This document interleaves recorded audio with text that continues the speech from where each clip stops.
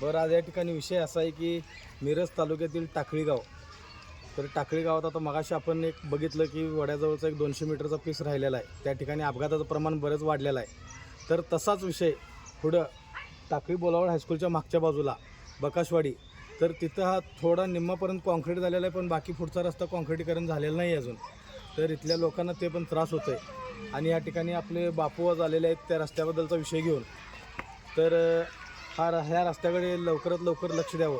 तर इथली लोक काय म्हणतात की बाबांनो, इथं जो रस्ता झालेला आहे ते एक टाकळी ग्रामपंचायत आणि पुढचा आहे तो बोलवड ग्रामपंचायत हद्द आहे. म्हणजे कुठे आहे आता दाखवा 2 एक मिनिटं. मिनिट जरा सारखा एक मिनिट. हा बघा, इथून इथेपर्यंत टाकळी ग्रामपंचायत आणि तिथून पुढे बोलवाड ग्रामपंचायत तिकडं. हा. बर. तर आता भारत पाकिस्तान सीमेसारखे आता ह्या गावागावात पण सीमा पडायला चालू झालेल्या आहेत. तर या प्रश्नावर शासनाने लवकर जरा लक्ष द्यावे आणि रस्ता पूर्ण करून द्यावा.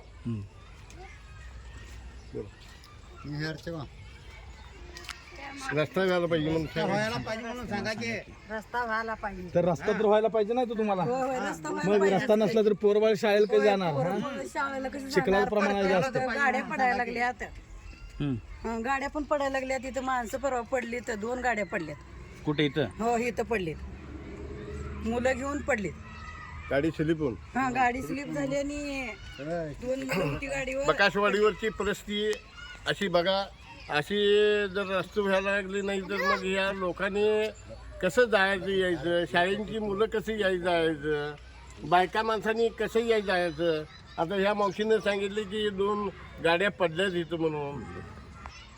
जर गाडी पडली आहे, जर स्लिप होऊन ॲक्सिडेंट जर झाला तर कोणतरी मेलं तर हिला जबाबदार कोण? हिला शासनच जबाबदार राहणार. बघा काय लोक बरोबर आहे. इथे 5-25 घरं असतील पण शासनाकडे दुर्लक्ष करताय. पण ह्या लोकांची मतं चालतात तुम्हाला आणि ह्या लोकांना सुविधा का चालत नाहीत? ह्या लोकांची मतं मागायला तेवढं तुम्ही येत आहे पण सुविधा त्यांना देत नाही.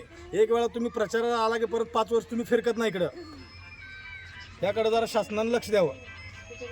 ऐका, सगळ्या जनतेची तक्रार आहे, एवढं रस्ता व्हायला पाहिजे. दोन्ही हात जोडून सांगतो, ही गोरगरीब आहेत आणि मजुरी करून खाणारे लोक आहेत. असे ठिकाणी रस्ता झाला पाहिजे. जय हिंद, जय महाराष्ट्र. सांगली जिल्हा, बापू भाजीवाडी.